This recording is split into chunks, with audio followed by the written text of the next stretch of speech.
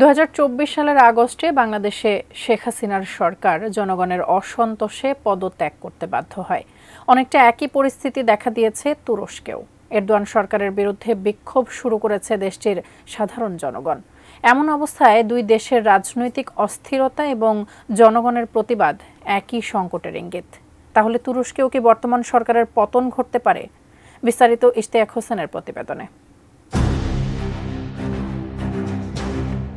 তুরস্কের বর্তমান president Recep Tayyip Erdogan এবং বাংলাদেশের সাবেক প্রধানমন্ত্রী শেখ হাসিনার শাসন ব্যবস্থা, রাজনৈতিক কৌশল যেন এক অদ্ভুত মিল নিয়ে বাঁধা।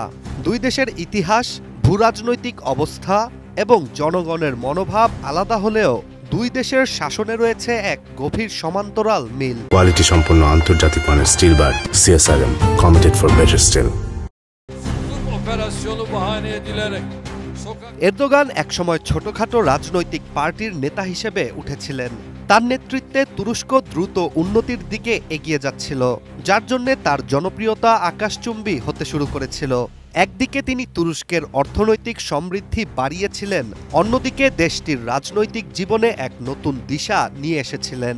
তবে আন্তর্জাতিক বিভিন্ন গণমাধ্যমের তথ্য অনুযায়ী একসময় তিনি দেশের ক্ষমতায় থাকার জন্য একে একে গণতান্ত্রিক প্রতিষ্ঠানগুলোর ওপর আধিপত্য সৃষ্টি করতে শুরু করেন। সংবাদপত্র, বিচার বিভাগ, এমনকি সংসদের কাজেও তার প্রভাব স্পষ্ট হতে থাকে।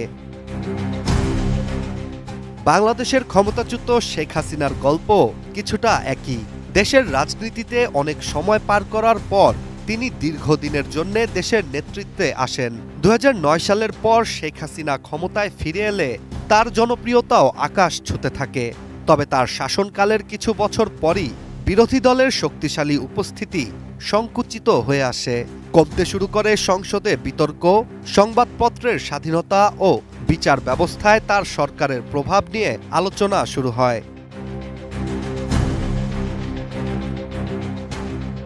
এরদোগান এবং শেখ হাসিনা দুজনেই জানতেন ক্ষমতায় থাকতে শক্তিশালী দলের প্রয়োজন। এরদোগান তুরস্কে বিরোধীদের মুখ বন্ধ করার জন্য নানা কৌশল নিয়েছেন। ক্ষমতা আঁকড়ে ধরে রাখতে তিনি একের পর এক জরুরি অবস্থা ঘোষণা করেন, সেনাবাহিনীর ওপর কঠোর নজরদারি চালান এবং রাজনৈতিক প্রতিদ্বন্দ্বীদের গ্রেপ্তার করেন। এছাড়া ২০১৬ সালের সেনা অভ্যুত্থানের চেষ্টা তার শাসনে এক নতুন অধ্যায় শুরু করেছিল। কিন্তু এরপরেও তিনি পুরনো শত্রুদের প্রতি আরও কঠোর দৃষ্টিভঙ্গি অবলম্বন করেন। শেখ হাসিনাও ঠিক এই পথেই অনেকটা এগিয়েছিলেন। ২০১৪ সালের নির্বাচনের পর তার বিরোধীরা কঠোর বিক্ষোভ শুরু করেছিলেন, কিন্তু শেখ হাসিনা শক্তভাবে তাদের দমন করতে সক্ষম হন। গণতন্ত্র ও আদর্শের নামে তিনি বিরোধী শক্তিকে দমন করতে আদেশ দিয়েছিলেন। এভাবেই দেশের সব ক্ষেত্রে নিজের দলের একক আধিপত্য বিস্তার করেছিলেন তিনি। এখন প্রশ্ন, দুই দেশের এই দুই নেতার শাসন পদ্ধতিতে এত মিল, তাহলে তাদের পরিণতিও কি এক হবে? ২০২৪ সালের আগস্ট মাসে ঢাকা শহরের রাস্তাগুলো যেন এক আগুনে জ্বলছিল। সরকারি অফিসগুলো বন্ধ ছিল, রাস্তায় রাস্তায় তীব্র বিক্ষোভ, আন্দোলন ও পুলিশের সাথে সংঘর্ষ চলছিল। দেশের মানুষ আক্ষেপে ক্ষোভে ফুঁসছিলেন, আর ওই বিশাল আন্দোলনের পেছনে ছিল এক কঠিন বাস্তবতা, যা ৫ আগস্ট শেখ হাসিনার পতনে স্পষ্ট। ঠিক একইভাবে তুরস্কের রাজধানী আঙ্কারা শহরের রাস্তায়ও বিক্ষোভের তীব্রতা দিনের পর দিন বাড়ছে। দেশটির প্রেসিডেন্ট রিসেপ তাইয়েপ এরদোগান, যিনি দীর্ঘদিন ধরে ক্ষমতায় আছেন, তার সরকারও নানা সংকটের মধ্যে পড়তে শুরু করেছে। এছাড়া তুরস্কের অর্থনীতিও বর্তমানে ভয়াবহভাবে ধ্বংসপ্রাপ্ত। মুদ্রাস্ফীতি, বেকারত্ব এবং আন্তর্জাতিক সম্পর্কের টানাপোড়েনে দেশটির জনগণের ক্ষোভ শুধু বেড়েই যাচ্ছে।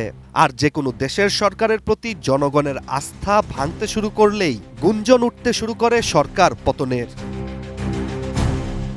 এখন দেখার বিষয়, তুরস্কের বর্তমান সংকট দেশটির সরকার ও এর ভবিষ্যৎ রাজনীতিকে কোন দিকে নিয়ে যায়। Ishtiaq Hossain, ATN news.